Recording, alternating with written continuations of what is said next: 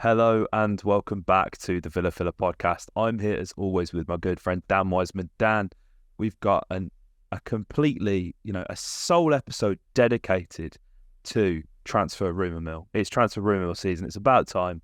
Again, we're probably a little bit behind, but we wanted to catch you guys up on these rumours nevertheless, because I think it's fair to say that these two players in particular have been quite divisive rumours within the Villa sort of community, and I'm hoping at least that you and I can be the voice of reason here, mate, because I have, my gut is telling me instinctively that you certainly don't agree with a lot of the sort of hysteria maybe about both of these deals really, mate, to be honest. But before we get into that, how are you doing? I'm good, man. I'm very well. I'm very well indeed. Yes, second dedicated rumour mill of the window. I think Frimpong was a standalone pong, but I thought we'd have a bit more by this by now. But slowly but surely, it feels like rumours are starting to creep out. I'm seeing some more kind of stray ones, but these are kind of two which we've seen kind of throughout the window. I'm also kind of ramped up in the last couple of days, but then there's a couple of others that have kind of been trickling on, and it's the second or third time I've seen a link, so I've decided to dive into a couple more today. But yeah, I'm good, man. I'm very well. I'm missing kind of the normal build-up to a fixture and everything like that, but I'm happy the guys are getting a rest. Thought we'd start out with a shout-out for Bertrand Traore. Absolutely. Before we dive into the transfers. Big clutch penalty to give Burkina Faso their first win of the AFCON group stages. So big shout out to you, Bertie. Like 90th minute spot kick in a competition like that, not easily done. So yeah, shout out to you. Yeah, but it's good that the rumour mill is in season, mate, because it's meaning that we can keep creating content. Absolutely, mate. Absolutely. And, as we mentioned on the last podcast, we're hoping that this sort of little week's break not only will give the players a chance to rest, but also will give the likes of Unai and Monchi the time to go and get things done. Depending on when you're seeing this, we've potentially signed a right back, who we spoke about in a previous transfer rumour, Costa Jelkovic from Red Star Belgrade. If you want to know more about him, there is a transfer rumour episode on the channel about him. You will have to click on to the match reaction from our last game / the Emile Smith-Rowe one to see us talk about that. So if you haven't checked out our thoughts on the 0-0 draw to Everton and Emile Smith-Rowe, then this is your chance. So go and do that, because that is a very good and long Villa filler, which not many of you have seen. So hopefully the clickbait from this will push you guys towards the other one as well, because you guys clearly weren't drinking that ESR juice. But nevertheless, mate, we've got players to talk about. Mario Hermoso of Atletico Madrid. This, we said with the Costa Jelkovic, this has got Monchi Scream written all over it. This, however, has Unai Emery written all over it, mate, doesn't it? Spanish left-footed centre-half of Atletico Madrid, approaching a decade at the club, I believe, under the tutelage of Diego Simeone, one of, if not the best defensive managers out there. Dan, you and I are both Real Madrid fans, but I think there is a deep admiration that I know you share for somebody like Simeone and what he's done at Atletico Madrid. Mm-hmm. I feel like it goes under the radar quite a lot. He's been at the club for ages, absolutely ages, and I think it's fair to say he's constantly punched above his and Atleti's weight, given the spending power of your Barcelonas and your Real Madrids that they've, I say spending power, they don't really have that anymore, but they have previously spent frivolously. And Atletico Madrid, this isn't like a case of, get your tiny violins out for little Atletico Madrid. They certainly get a much larger share of that La Liga broadcasting revenue than a lot of the other clubs in the division do get. But nevertheless, mate, the success that this club has had under Simeone, I mean, in a different era, you're talking about Atleti potentially having 3 or 4 league titles, aren't we? Mm-hmm. So I find this link very interesting with the context of how, 1, Atletico Madrid play under Diego Simeone, and 2, that this is, and I think this is where the sort of uproar has come from, this is another left-footed centre-half that Aston Villa appear to be targeting. What are your thoughts on this one, mate? Because, I mean, as I alluded to earlier, I have a feeling that you're going to be quite keen on this, as I am too. But I think you sort of have to scratch below the surface a little bit to really understand why this is a player that we should be targeting and why we are targeting as well. Yeah, absolutely. First of all, he's a fantastic player, just entering his prime. So, as you rightly say, he's joined Atletico back in, I think it was 2019 from Espanyol, where he really kind of burst onto the scene after a loan at Valladolid.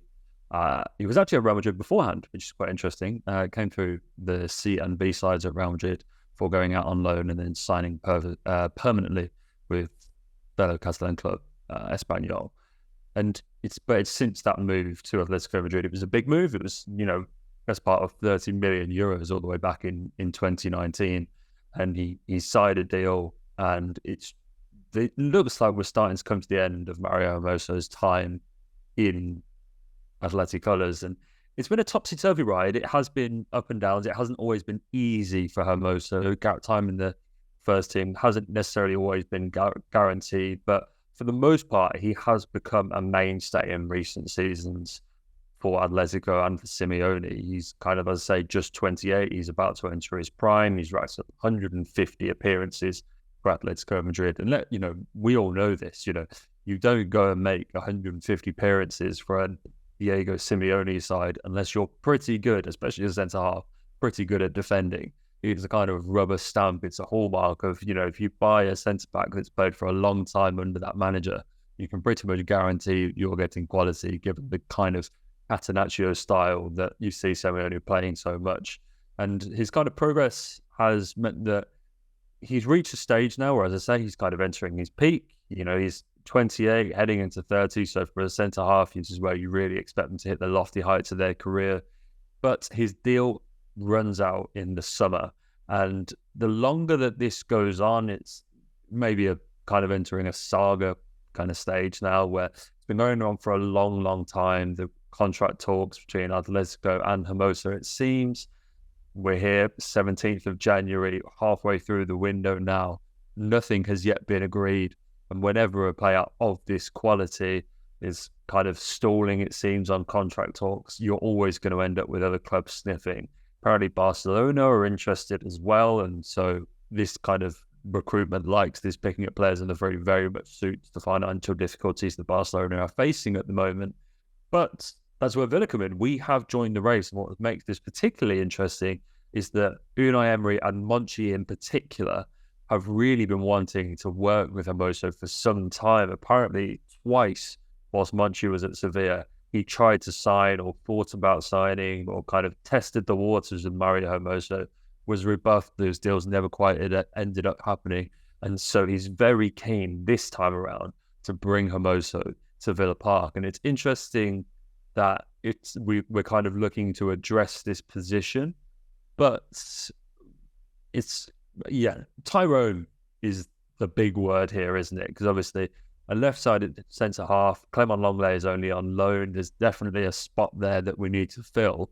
But when Tyrone is back and kind of what level he comes back at, kind of dictates whether this deal makes sense. Yeah, it's a difficult one, isn't it, mate? And I can understand because, this is a podcast that absolutely adores Tyrone Mings, and we're hoping that when he's fit, he can obviously make his way back into the side. But the reality of the situation that Tyrone's in is given his age and given the fact that this is his second serious knee-related injury during his career, we don't know if Tyrone will come back as good as he was just at the time of the injury, especially given the age as well. And that's not to say he's old, but he certainly isn't getting any younger.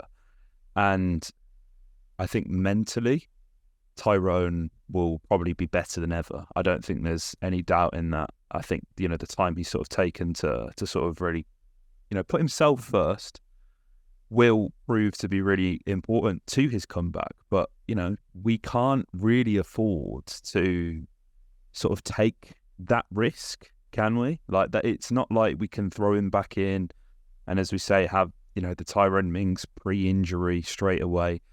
It just doesn't really work like that. And I think what is interesting about this as well, and, you know, something that we kind of mentioned recently in a recent podcast, mate, is that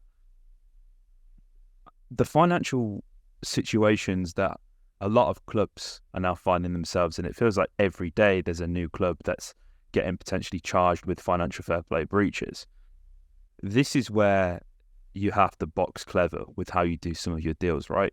And to sign somebody with the experience that you and I have both just listed, mate, for no fee whatsoever, you know, just your signing on fee, just your wages, which again, you would imagine probably are inflated to a certain degree. It feels like a no-brainer, really, mate, especially as we don't really know. I mean, we know Unai Emery is a huge fan of Clement Lenglet, and the club definitely doesn't want to let him go, at least in the January window.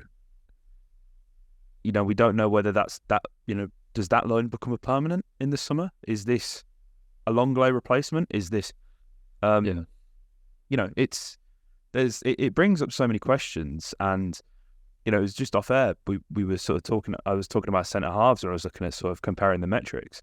And I mentioned I didn't include Callum Chambers or Courtney Hawes. These are also two of the players that are still on the books. So it's not necessarily a Tyrone Mings replacement or a Clement Lenglet replacement. You know, it's a Callum Chambers replacement or it's a Courtney Hawes replacement. I think that's the way you have to look at it, because Callum Chambers, Courtney Hawes as well, both will be on a fair bit of money that we probably are going to want to sort of get off the books as well, regardless of what the fee that it is you bring in for those guys. So I feel like that's kind of how we have to look at it. And, you know, we've kind of maintained the whole time, mate, like there's no point in signing players that are worse than the ones you've already got. Well, straight away, as I said, Hermoso comes in and he's already better than two guys. Tyrone Mings, we don't know what level he's going to come back at. You know, same goes for him. Is he as good as Pau Torres or Clement Lenglet? That's probably up for debate. But I think what it would do is provide an insane amount of depth, especially in that left centre-half department, mate, wouldn't it? Yeah, without a doubt. I think I have been really impressed with Clement Lenglet, but I think ideally he'd like to perhaps play a little bit more league football than maybe he's played.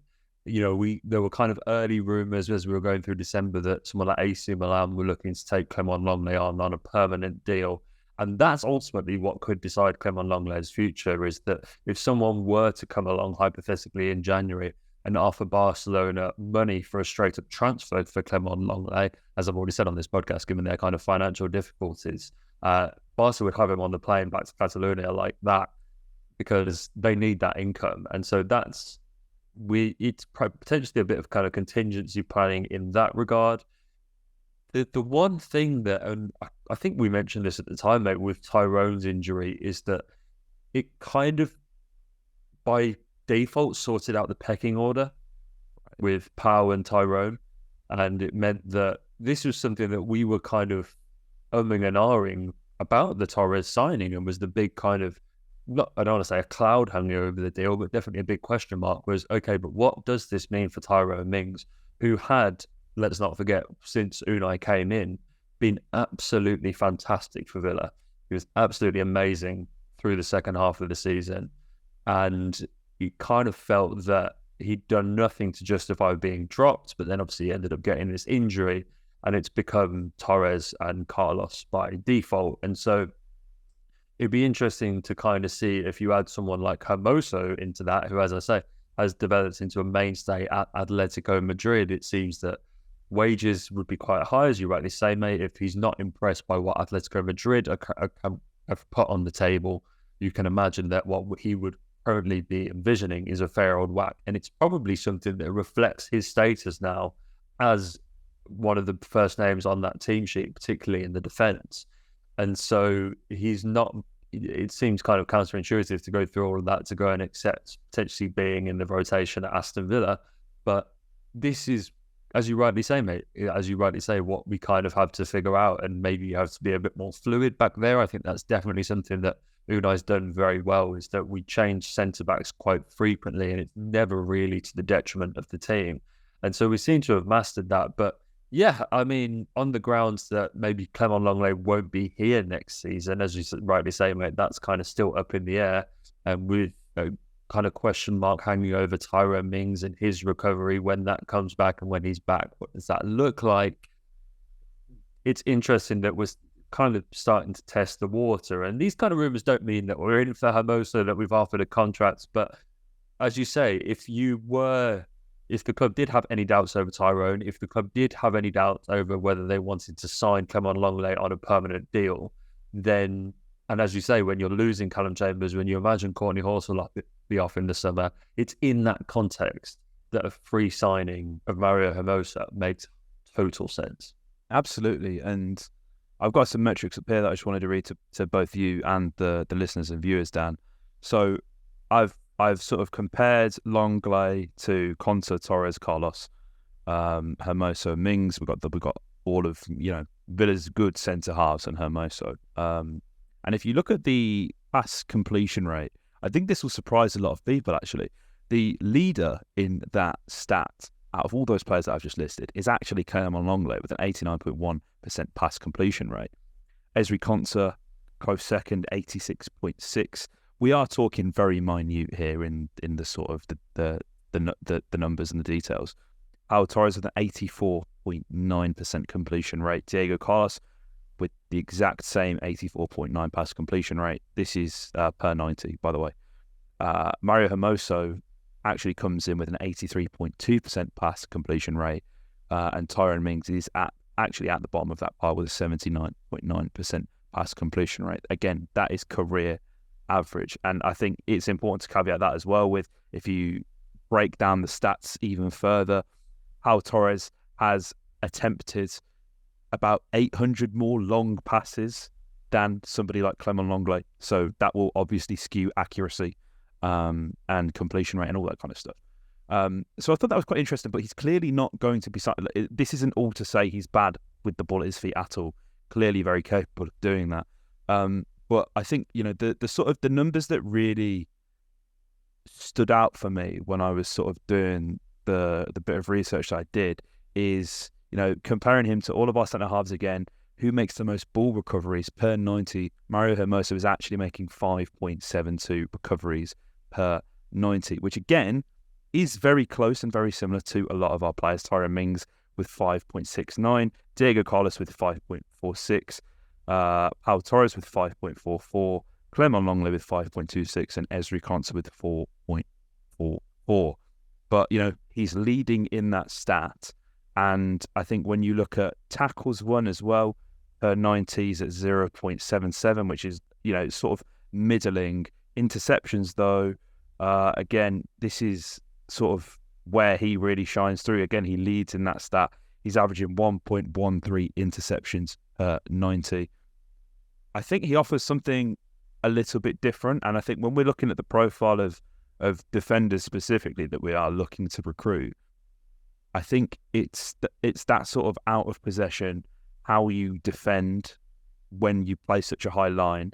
I think these are the kind of stats that we're sort of looking at, really, aren't we, mate? And again, in terms of those recoveries and tackles won and all that, that's really important because, we like to have the ball, we like to dominate. But as that big Calvert-Lewin chance sort of demonstrated from that Everton game the other day, there are going to be instances where teams actually do beat our high line, and it's going to be important that our defenders have the pace and are able to recover the ball as quickly and as efficiently as possible. And that is an area where I do see Hermoso thriving. Yeah, he's rapid. He is rapid. The one thing that I can say, whether he's better than the centre-backs there with the club is one thing or not, but he's definitely faster than all of them, 100%. And so, yeah, those recovery challenges, those interceptions, those blocked shots would be really, really significant. And I think that's definitely something which he brings, is that, in a system with a high line, having someone that's as fleet-footed as Mario Hermoso is no bad thing. Absolutely, mate. Absolutely. So I think it's safe to say this is a player that we can get behind. This is a transfer rumour that we can get behind.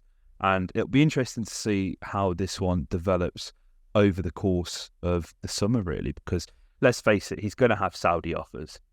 He's going to have other offers within Spain that could potentially tempt him. So it'll be interesting to see the pull of Unai Emery. I think, he'll probably take a look at that squad. And I think we'll start to see that there's going to be, and maybe this is a sort of lazy thing to say, but I think we are going to attract a whole bunch of Spanish players because, people domestically within Spain, within La Liga, the Segunda, everywhere else, knows how much of a good manager Unai Emery is. And I think for a player like Mario Hermoso, it would certainly take us a lot less sort of negotiation and convincing to get them to come and sign for us compared to players from other leagues, other clubs, etc. So, yeah, it's going to be interesting to see how that one goes, mate. But again, kind of on the flip side, we've got, I say flip side, he's not actually that much older. But Felipe Anderson is a player who was linked probably about a week ago. Again, this would be another sort of free agency signing, mate, wouldn't it, with his deal coming up at Lazio at the end of the season. This is, I think, a lot of people will be like, why was it West Ham? Wasn't particularly great. I don't necessarily disagree with that sentiment. I can't remember if I told you this. When I worked at Man City, I actually served his family in one of the boxes. Oh, wow. And they were very nice and they were very generous and tipped me. And yeah, they were great. Doesn't speak to how good he is on a football pitch, though. But they were a very nice family. And he certainly niced them up in a box, that's for sure. But this is an interesting one because he kind of fits into that genre of players that kind of like don't necessarily make the impact that a lot of fans perhaps expected in the Premier League and sort of go away, mainly to Serie A.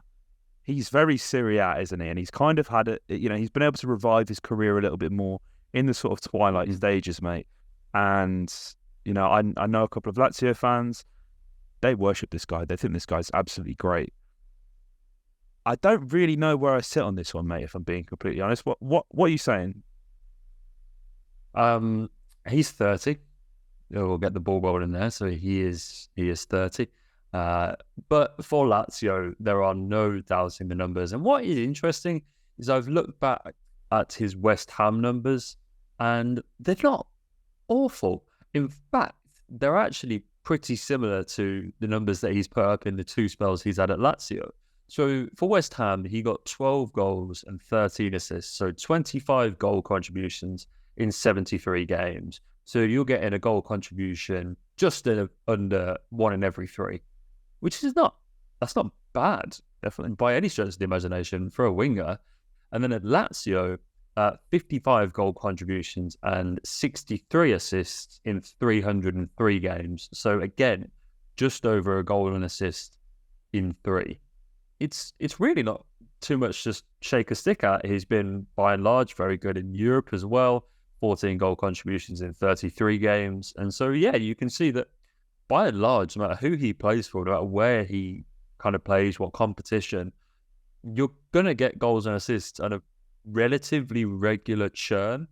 And so it's really hard to argue with the numbers. There's only one player in Serie A who has more assists than him this season, and it's the narrator is Marcus Thuram.